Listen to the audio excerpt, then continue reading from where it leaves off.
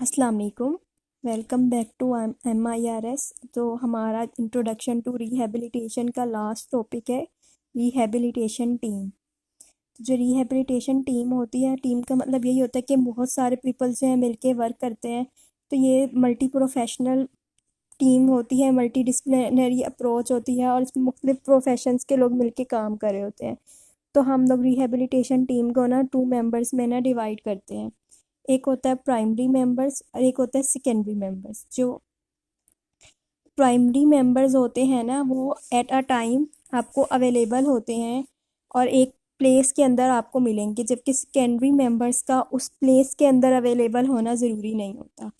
और rehabilitation team के हवाले से सेकंड चीज़ ये भी होती है कि ये जो मेंबर्स होते हैं ज़रूरी नहीं होता, जैसे कि मैंने अभी बात कर दी है कि सेकेंडरी मेंबर्स जो होते हैं वो एक प्लेस में आपको नहीं भी मिलेंगे। बाज़ आपको प्राइमरी मेंबर्स भी एक ही प्लेस पे नहीं मिलते। आपको डिफरेंट हॉस्पिटल्स में, कोई किस हॉस्पिटल में बैठा हुआ होगा, कोई किस हॉस्पिटल में जिसका सेटअप होगा, तो डिफरेंस होंगे, लेकिन हम उसे टीम ही कंसीडर करते हैं। उसके लिए ज़रूरी नहीं है कि वही चीज़ टीम है जो एक जगह पे मौजूद है। इसमें सेकंड आ जाता है, अब प्राइमरी रिहैबिलिटेशन टीम मेंबर्स को हम एक्सप्लेन कर रहे हैं। उसमें आ जाता है स्पोर्ट्स रिहैबिलिटेशन स्पेशलिस्ट। तो यहाँ पे जो दिए हुए हैं, यहाँ पे जो हम काउंट कर रहे हैं रिहैबिलिटेशन टीम मेंबर्स में प्राइमरी को, उसमें एक दो ऐसे हैं जो स्पोर्ट्स के हवाले से, जब हम स्पोर्ट्स की रिहैबिलिटेशन टीम की बात करेंगे तो ये अवेलेबल होंगे, लेकिन एक जनरल रिहैबिलिटेशन टीम की बात करेंगे तो इसमें से ये कट हो जाएंगे। जैसे स्पोर्ट्स रिहैबिलिटेशन स्पेशलिस्ट, ये अगर हम स्पोर्ट्स की बात करेंगे तो physical therapist sports rehabilitation specialist कहलाएगा, अदरवाइज़ वो सिर्फ फिज़िकल थेरेपिस्ट होगा।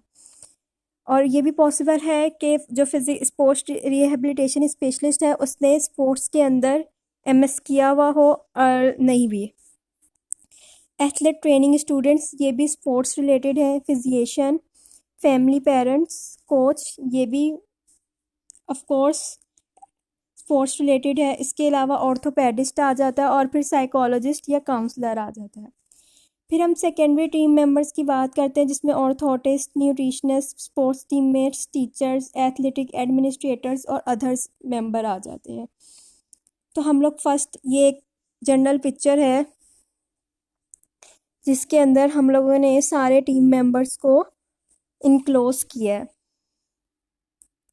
तो सबसे पहले हम प्राइमरी टीम मेंबर्स को जो है ना काउंट कर रहे हैं और इन्हीं को एक्सप्लेन करने लगे हैं। तो हमने इसको स्पोर्ट्स रिहैबिलिटेशन स्पेशलिस्ट और फिज़िकल थेरेपिस्ट का नाम दिया था।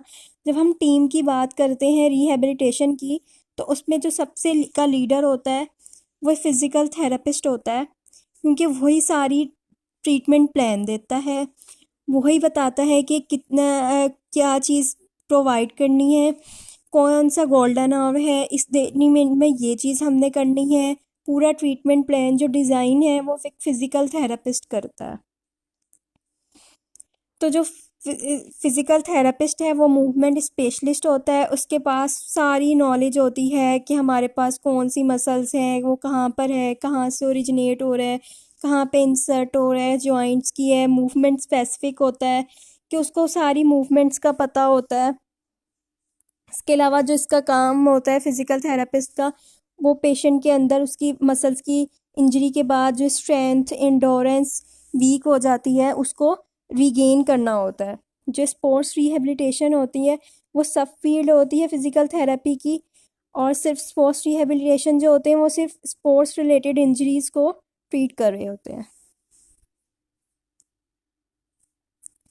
सेकंड आ जाता है athlete training students. Athlete training students कौन से होते हैं? जब हम कोई एथलीट इंजरी होता है तो उसके कंपेनियंस जो होते हैं, साथी जो होते हैं, अदर प्लेयर्स जो होते हैं, उनको हम एथलीट ट्रेनिंग स्टूडेंट्स बोलते हैं। और इनका टीम के अंदर होना बहुत ज़रूरी होता है, क्योंकि जब भी कोई गिरता है ड्यूरिंग स्पोर्ट्स, सबसे पहले जो उनको अप्रोच करता है वो टीममेट्स होते हैं, वही जाते हैं। तो वही हमें एक सिनेरियो देते हैं पूरी इंजरी का कि ये ऐसे जा रहा था, ऐसे हुआ और ये ऐसे गिर गया। तो इनका मौजूदगी बहुत ज़रूरी होती है और बेसिकली यही वो लोग होते हैं जो हमें ट्रीटमेंट प्लान को डिज़ाइन करने में हेल्प कर रहे होते हैं। तो जो पेशेंट होता है पेशेंट एक और क्लाइंट में एक डिफरेंस होता है। लोग कहते हैं जो पेशेंट है हमारा वही क्लाइंट है, लेकिन ऐसा नहीं होता।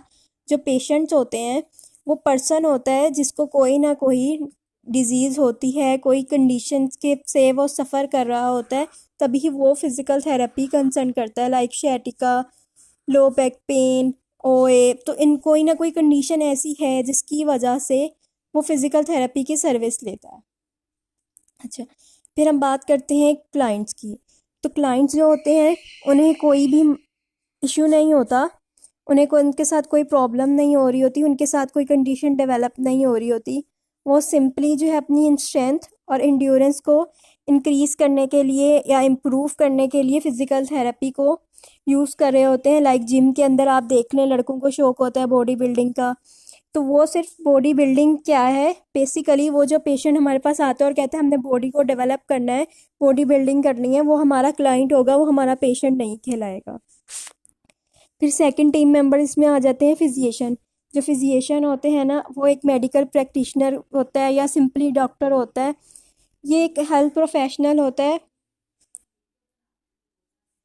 जो प्रैक्टिस करता है मेडिसिन की, और जिसके पास हर चीज़ की नॉलेज होती है कि वो प्रोमोट कर सकता है, मेंटेन कर सकता है, हेल्थ को रिस्टोर कर सकता है, डायग्नोस करना होता है, उसने ट्रीटमेंट प्रोग्नोसिस देनी होती है कि पेशेंट कितने अरसे में ठीक होगा, ट्रीटमेंट बताता है, और उसके पास सब फिजिकल मेंटल इम्पेयरमेंट्स हर तरह की नॉलेज होती है।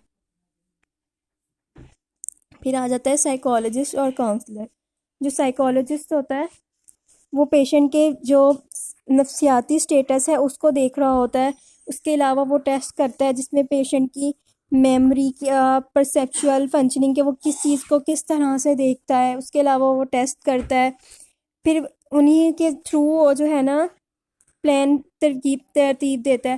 फिर वो पेशेंट को भी समझाता है कि इस तरह फैमिली है, इस तरह से आपको इंजरी हुई है, इस तरह से आप रिकवरी करेंगे, आपने परेशान नहीं होना। तो एज अ काउंसलर भी वर्क कर रहा होता है।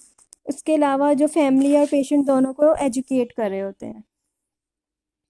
फैमिली मेम्बर्स का जो है ना टीम में इनकॉर्पोरेशन लाजमी होती है, क्योंकि ये इम्पोर्टेंट पार्ट्स होते हैं, इम्पोर्टेंट पार्ट होता है। इनको हमने ज़रूरी इनकॉर्पोरेट करना होता है टीम के अंदर, और हमने इन्हें पेशेंट की कंडीशन के बारे में हर चीज़ पहले से डिस्क्लोज़ कर देनी होती है। कोच जो होता है वो एथलीट्स को ट्रेन कर रहा होता है, और ये भी इम्पोर्टेंट मेंबर होता है, क्योंकि इसको पता होता है कौन से पेशेंट का कितना हद तक लेवल है, फिटनेस का क्या लेवल है। तो इस वजह से ये भी हमें जो फर्स्ट एड हमने ट्रीटमेंट को देनी होती है, पेशेंट को देनी होती है आफ्टर इंजरी, उसमें हेल्प आउट हो रहा होता है।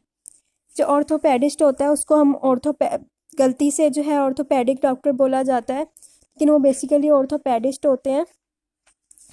ये स्पेशलाइज होते हैं और ट्रीटमेंट दे रहे होते हैं मस्कुलोस्केलेटल कंडीशंस का। ये ट्रीटमेंट भी करते हैं, ये प्रिवेंशन यानी रोकते भी हैं कि हो ना, और ये डायग्नोस भी कर रहे होते हैं।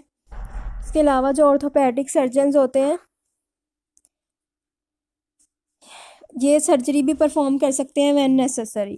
तो हमारा जो टॉपिक था वो यहीं तक था। नेक्स्ट हम सेकेंडरी मेंबर्स नेक्स्ट टॉपिक में देखेंगे। अल्लाह हाफिज़।